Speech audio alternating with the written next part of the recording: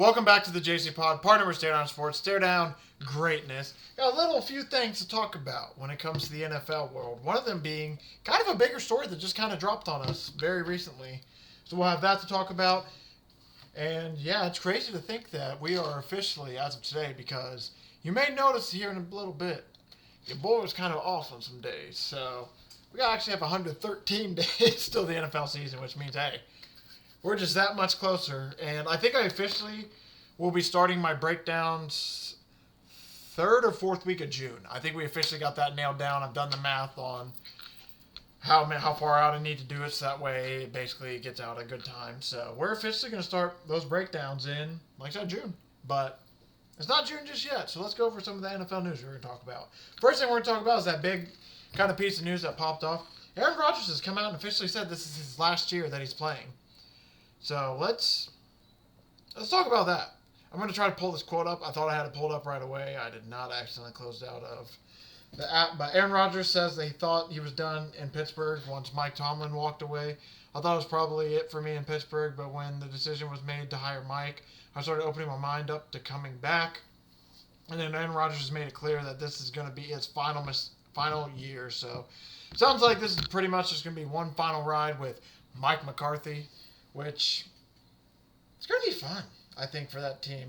Overall, it's always that time. It is that time of year, though, where it is very early in the offseason, so you get the early highlights of, like, oh, this guy's doing this guy's doing that.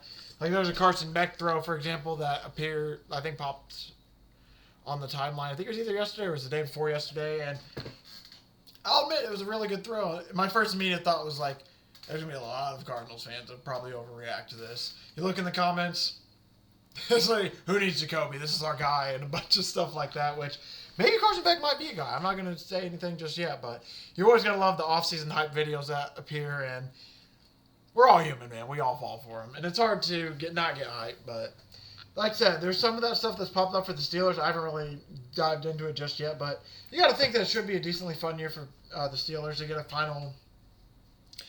But you got to wonder how the fans are going to take it, because we all know that Pittsburgh fans think a little bit differently than other fan bases. So you got to wonder if they'll actually enjoy this last season of Aaron Rodgers and take it for the fun rise that it is. Win, lose, or draw. Well, let's be honest, they're going to be pretty pissed if they lose. But that's besides the point. I'm curious to see how the fans are going to react to it. And I'm also curious if this actually his last season. Excuse me. Apparently, he talked to when he was talking to reporters today. He said, like, yeah, this is it.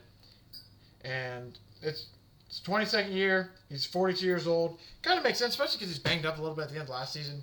I'm just curious if this is you got to think that he is going to come out. And usually, it is Aaron Rodgers though, but it does feel like he's one of those guys when he does come out and say certain stuff that he usually does stand by. Like, this is one of those things where it seems like he's probably going to stand by it. And of course, you got to wonder too if it's one of those things with he's also announcing it because it's like, hey. There's always a small little side of it. You got to wonder. It's like, hey, all the eyeballs are on me now, because we do know that Aaron Rodgers does like to put himself in the spotlight a little bit. Whether he decides to do it on purpose or not, let's be honest, probably does a little bit on purpose, but he does like having his name out there, at least being talked about a little bit. So overall, like I said, though, I'm curious to see how this is going to go with their final season. It's just insane to think that we're officially that time of the year. I guess it wouldn't even be year. It's that time of the years where it's like, man, we're on the final season of Aaron Rodgers. And like I said, I'm really curious to see how the Pittsburgh fan base is going to take it, because if this is truly his final ride, he gets one more chance to be celebrated. So I'm curious to see if it's going to end up going good or bad. It's usually in sports, I would say 97, at least 95% of the time. Usually the ending is not how the athletes want it, but there is that rare 5% that are able to make it magical and everything. So I'm curious to see if that's going to be the case with the Steelers. And now that Aaron Rodgers has announced that it's final, I'm curious to see if anybody's jumped on the Super Bowl odds for them just out. This is just curiosity. This is straight curiosity, just to see if there's any fans or anybody else that's like, oh, let's bet on the Steelers while we can. Super Bowl wise, let's see, they have not moved. Okay. I was just curious. I thought there might be a small chance that the odds drop a little bit because a lot of people go to hammer it out of just heart betting, but that did not happen, actually. Rashee Rice was sentenced to 30 days in jail after violating probation.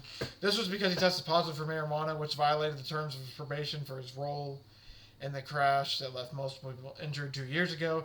Apparently, he was on probation for 5 total years. And I'll admit, I tried to look up a little bit of the details of the probation and everything. Obviously, only so much is public. And I'll admit, I struggled to find like the actual like fine details, which is probably because they aren't out fully. But because I'm just curious to see like what the probation was like. If you could like no marijuana, no drinking, no doing this between this time and this time. Like I'll admit, I was curious to find that. Maybe I just was looking in the wrong spot, but I didn't see.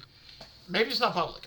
I genuinely do not know that information. But the fact that he did get caught. He's going to be sentenced, like I said, to 30 days in jail. He reported immediately as his apparently.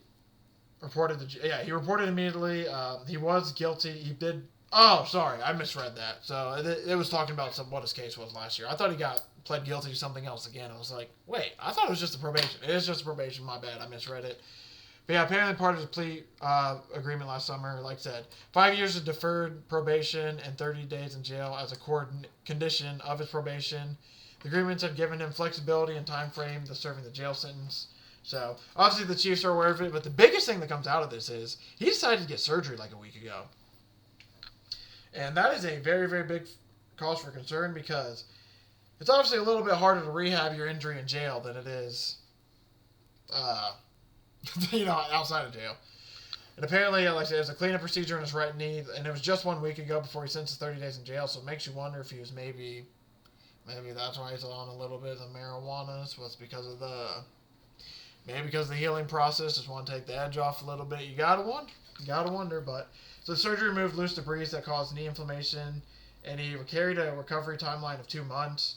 But now that he's going back to jail, he's probably not going to be able to rehab it correctly. And that's one of the things when you do a cleanup thing, you have to rehab it correctly, or you basically got to restart the whole process. It's similar to like wearing a retainer with braces. You don't wear the retainer, guess what? Probably going to need braces again, or you're going to get a permanent brace. Need permanent braces. So that is one of those things where, yeah, the fact that he had that surgery happen and then he immediately goes to jail pretty much a week after, you got to wonder, and he's serving 30 days, by the way, so you got to wonder if that's going to cause any issues with the surgery, and it's a 2-month recovery time, so he's going to have to get the surgery again, and then recover for another 2 months, putting him even farther behind. He's going to miss the Chiefs OTAs, which, yeah, he just needs to get the stuff figured out, man. He's too talented. Apparently, Adam Schefter today, too, said he's leaving easily $35 million on the table. He could have signed for $35 million, potentially multiple years. But instead, now he's going to have to play out the last year of his deal. He's going to have this, and he's going to have to play good because it's like, hey, now you got to really earn your contract because you've basically messed up again, which sucks for him because he's a really, really talented guy. He's just not getting out of his own way currently. Yeah, this is a tough situation for Rashee Rice and the Chiefs wide receiver room. The NFL has approved playing up to 10 international games now beyond the 2026 season. This is where it gets spicy. Not only did they improve these games, they basically have made it now official to where it's like any game will be out there. So there will be a record 9 international games this year across 4 continents, and now they basically have approved 10.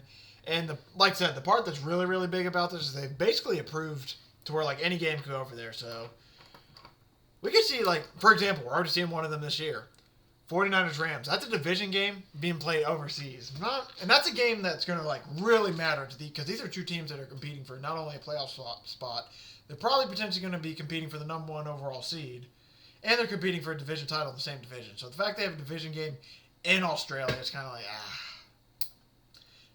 I'll admit, not the biggest fan of that overall, and it sounds like they're pretty much going to allow that to happen anywhere. So it's like you can get Bills Patriots instead of happening potentially, like, the first one of the season. Because right now, that's the matchup that matters in the AFC East, is Bills and Patriots. So instead of getting that first one in New England has to give up a home game. It's played in London. I'll admit, I don't know fully how I feel about that personally. Steelers-Ravens, another example of that. That could be another one. I mean, you got Lions-Packers. That could be one of those. Obviously, there's the Packers-Bears, which is another old rivalry that if that one got moved, I know that those fan bases would be really, really upset. I mean, you look at any of the division games, like, I'll admit, it hasn't happened a lot lately, but the Colts-Texans games at the end of the year used to always matter and be huge for playoff spots and everything. Like, if these games end up going to become overseas, it might cause some issues, man, because those are, like, very, very impactful games that matter a lot to a lot of team season, and having to give up that home game to play overseas, yeah. A little bit tough. Like, I'm not the biggest fan of it. I don't mind the overseas games. I'll admit it is starting to get a bit ridiculous I'll admit this is a personal gripe for me personally because I will get up to watch these games and I also want to get up and go to the gym first before I go to these games, and this is also going to be a personal gripe, so I apologize partially for that. My gym on Sundays isn't open until 7. A lot of these games are starting to 9:30. So it's man, I have to cut my workout a little bit short. And if I needed to do grocery shopping, I got to rush that before I get back for some of these games. And then you're watching,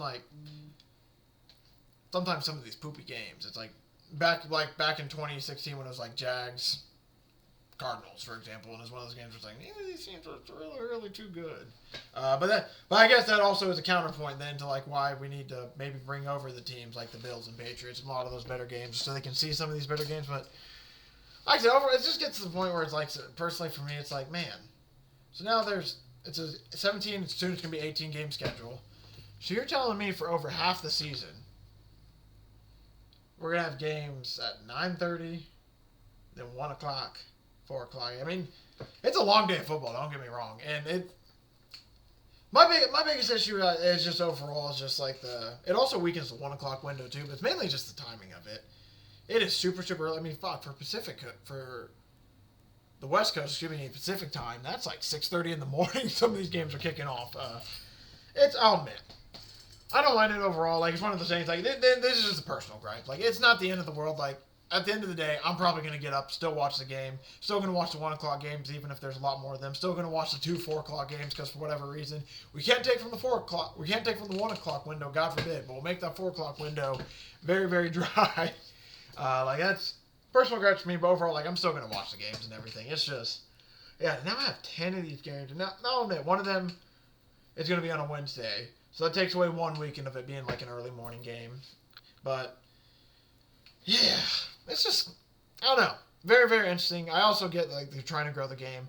I don't think this is a horrible move at all, by the way. Like I said, a lot of this is more personal gripes than anything. It's just very interesting now that it's basically going to be to a point, too, where every team's going to play an overseas game. we're already up to 20. If it goes up to 10 games, that's 20 of the 32 teams playing games overseas. So you got to think it's going to get to a point where here very soon, I wouldn't say very soon, but here sometime soon, we're probably going to get it to where it's hey, guess what? You got to play an overseas game.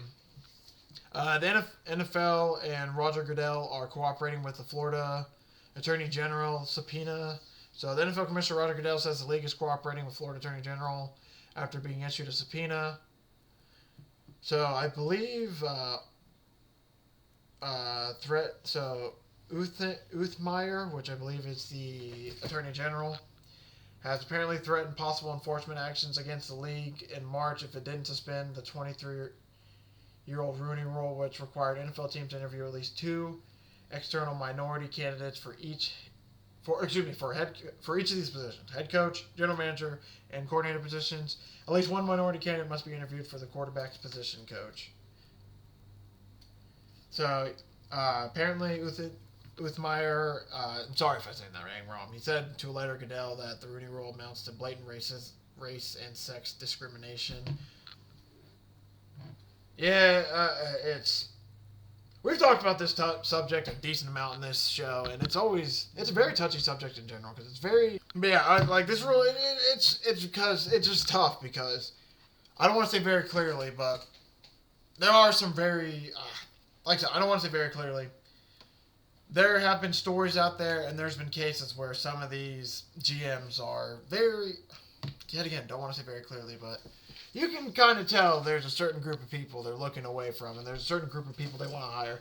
And the good old adage always goes they want somebody they can drink a beer with, some of these owners and all that stuff. So, like I said, I don't think that's every owner. I obviously think there are owners who are doing good for the game, but it just comes down to the same thing we say every time. Color shouldn't matter. If you're good at your job, you're good at your job. If you can coach football, you should be coaching football. If you can play football, you should be playing football. It really doesn't matter. And I would say over 80 to 85% of the league probably operates this way. There's probably just a small minority that truly operate the other way, which is still wrong, but yeah. It just seems like it's one of those things that's going to happen with certain people in power, especially because some of these people, it's something that's crazy. This is outside of sports. This is just something crazy that even I just occasionally we'll think about, it's like 1963 was, in all 60s when all this race stuff and everything was happening. Wasn't too long ago. Like, my grandparents' generation, like, grew up with racism, which is just crazy to think. Like, I'm not saying my grandparents are racist. I'm not saying people from that generation are still racist, but it's just crazy to think about that. Like, there's people still alive who grew up with that stuff that was very, very normal. So then you think about it with the owners. A lot of these owners are older gentlemen and everything. So, I mean, you put two and two together, kind of see where this is going. But obviously, like I said, I don't think everybody is. But that Rooney Rule is just a wild situation. Best way to put it. Just a wild, absolutely wild situation. Because, like I said, even if you think it'd just be simple. Hey, if the guy's good at football, he'd be good at football, and he would just be either coaching or playing. But for whatever reason, there are people out there who have personal preferences, I guess, to put it very lightly. Keon Coleman's come out and said the season is make or break for me, and I think it's very, very clear. He's basically had a very, very wild start to his year. Owners come out and said one thing. The coaches and GMs come out and said another. It's very clear, though, that this is basically like his chance to win. This is basically his chance to stay in Buffalo, or if not, he potentially, I don't think he'll be out of the league. I think another team will at least give him a chance, especially because he was a first-round pick, I believe. Pretty sure he's a first-round pick. Or, excuse me, I guess he was a second-rounder, but he was very early on second-rounder. So, he has enough draft. I mean, second-rounder still has enough draft pedigree where another team or two will give him a chance. If he was a first-rounder, it's basically going to be a guarantee that, like, yeah, another team's going to give him a chance. I think he might be the guy. I forget if he was the guy in the draft or not, but there's a year where a team lost. I think the Dolphins lost a pick because of what was going on. So there's only 31 first-round picks. So technically, the 32nd pick was a second-rounder. I think that might have been Keon Coleman. Could be wrong about that, but that might have been him. Either way, though, like I said, it's going to be a big year for Keon Coleman because, yeah, if he doesn't do much of anything this year, you got to think that, especially with the timeline that the Bills are on and everything, they've already moved on from Sean McDermott, they're going to look for any way they can to get this building tight, get it figured out, and be able to take that next step because last year would have been, to be fair, the Seahawks just rolled.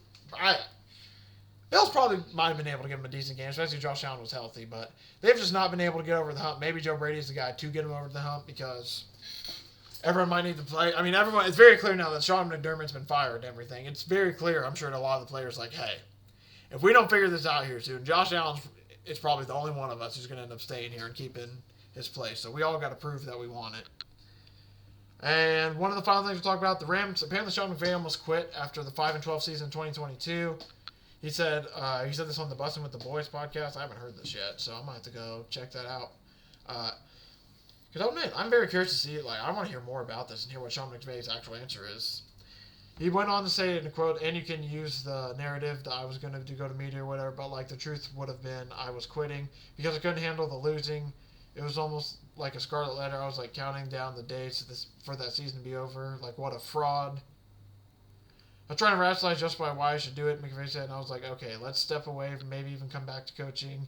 I remember I was explaining it, and this was to explain when he's talking to his wife, and she just kind of looked at me, and was very loving, supportive, but it really landed a punch. She's like, that never really sounded like the kind of leader you wanted to be, and I was like, boom, it hit me like a ton of bricks, and I also remember thinking to myself, the most important thing I've always wanted to do is be a father and be a husband, and I'll never be able to look at my little boy when he grows up and goes through adversity and say, do as I say, not as I do. Very inspiring. That's honestly very, very inspiring, honestly, too. And shout out to his wife for basically being, I don't want to say the sane one, but being kind of the person that was like, or I guess the rational one probably wouldn't even fit either. Basically the light that woke him. The lighthouse that led him to shore. We can go with that. But the fact that he's just like, hey, that's not the coach you want to be, is just kind of insane to think about because it's like he's had some really, really good years. And now it's to the point where it's like he is really close to being able to potentially win a Super Bowl with Matt Stafford.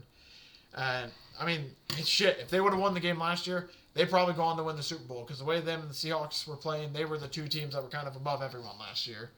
So, it's just insane to think about that he was truly that close. I mean, it kind of makes sense. There were a lot of rumors out that he truly was, like, sick and not. It's also nice to know he's just competitive in general.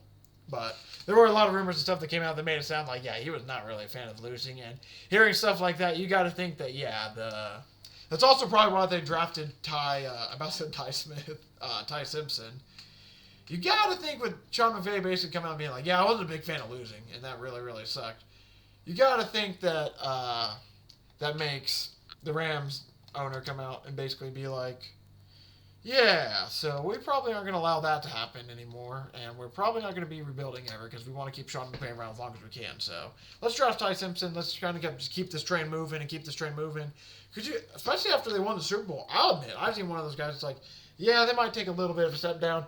Aaron Donald's retiring, so it's like, oh yeah, their defensive line is definitely going to be missing a huge piece, and they were able just to fill that up with all the. They didn't even have draft picks, so they traded away all them draft picks. The good old adage, F them picks, and they were able to flip stuff, turn stuff around. I mean, they just rebuilt the cornerback position. That was their weakest position last year with two of the Chiefs guys. So, I mean, this is a team that just continues to retool and reshed its skin and just keep staying alive. You got to think as long as Sean McVay's there, they probably are going to do that. And apparently, this is a fun video. I'm going to see if there's anything else we need to really talk about real quick. But one thing that has come out is Mike Vrabel is there's a video of Mike Vrabel talking with the offensive lineman before